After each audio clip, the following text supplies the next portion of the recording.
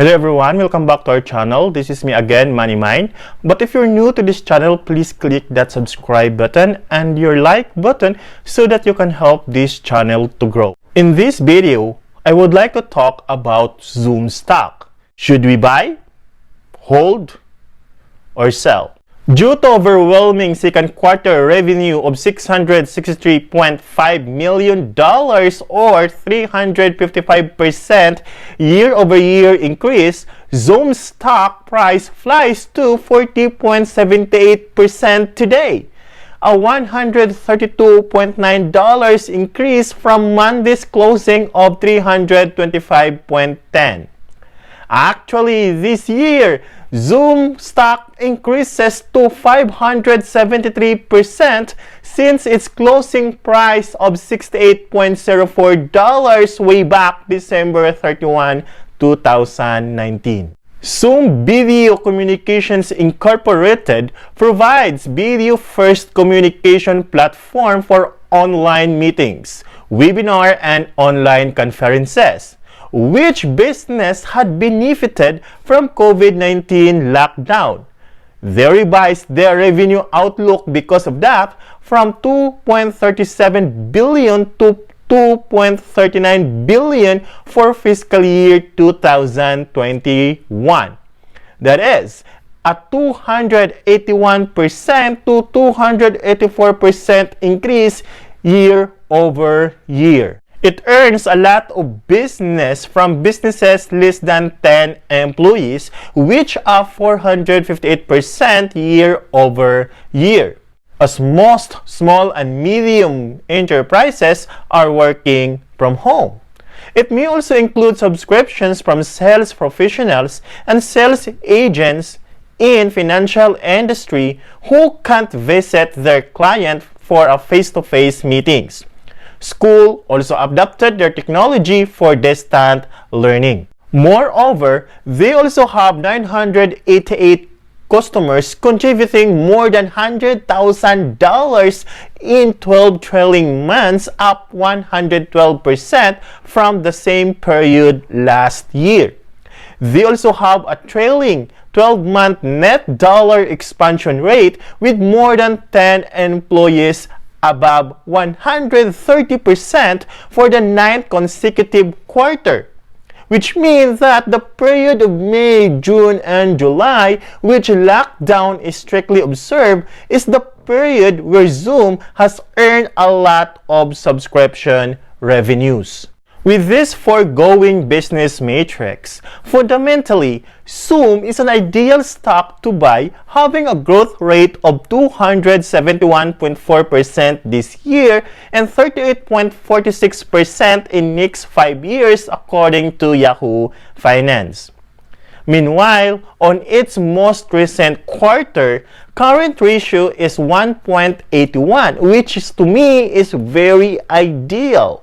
Debt to equity ratio of 1.19. These two measures states that this company is very liquid and solvent. It means that it can pay their liabilities, either short-term or long-term liabilities, as they came due.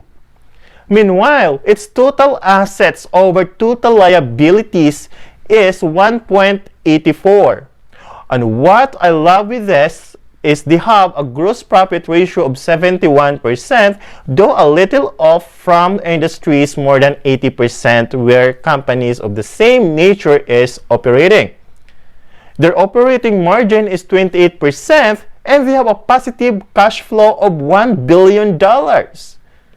Meanwhile, the return on assets is 7% and return on equity is 23%, which to me is an ideal company to invest in, which the management had utilized the company's asset to increase shareholders' value. However, I would agree on its valuation that the stock is overvalued. Having PE ratio of 2,708, while market capitalization of $129 billion for a revenue of $663 million, it's just too hilarious. Bulls may argue that Zoom has high growth rate at least this year, with that quarterly revenue growth of 355%. However, I don't see its PEG ratio for the next 5 years of 6.5 can hold to it, as their business growth is being driven by crises which won't last forever.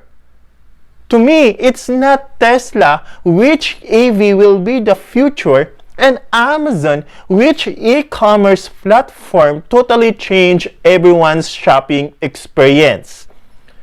Could Zoom can change totally our business dealings and socialization in the future? I don't think so. In fact, they had provided a conservative revenue guidance in Q3 at $685 million to $690 million, a median of $687.50 million. As a result, an increase of just $24 million or 4% to Q2 $663.5 million. Does it mean they aren't longer expecting new accounts? Or they are expecting higher rate of cancellation? Arguably, Zoom's technology has niched during this pandemic.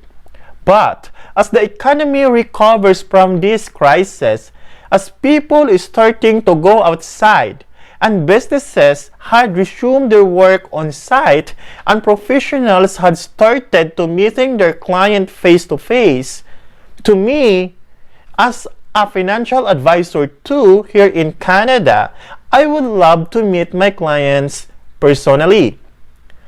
Zoom subscription is at risk. As a subscription as a service company, the subscription can be cancelled anytime. Even those having annual subscription, it can be cancelled without having a penalty. In addition, the probability of their freemium clients switching to free subscription is high, which has negative impact to their gross profit. Henceforth, Zoom might dwell into negative territory, which has direct effect to its share price. Therefore, the risk of losing a bunch of your capital if you're going to buy at the current price of $457 is extremely high.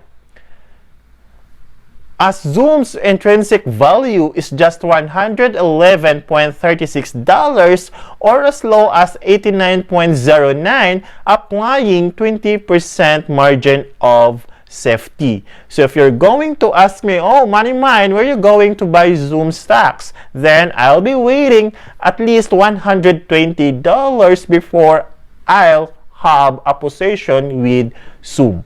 In likely manner, if you have owned this stock, then cash out might be your best option today. To secure your profit, then invest it somewhere else, or at least 50% of your position, then play with Zoom the rest of your house money, speculating that it would reach above $500 or $1,000 like Amazon or Shop. Who knows, they can develop another product. In fact, they already have Zoom Phone and Zoom Rooms.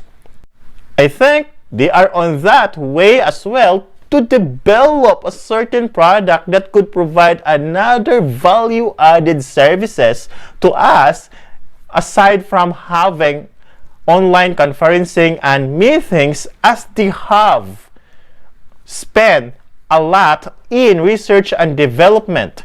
It's about $69,123,000 in 6 months ended fiscal year 2021, or 140% compared to same period last fiscal year of $28,837,000. That's all for today, guys. So if you like this video, please click that subscribe and like button so that you can help this channel to grow. Also, don't forget to hit your notification bell so that you will be keep updated on my upcoming videos. Remember that I'm dropping at least 1 or 2 videos a week.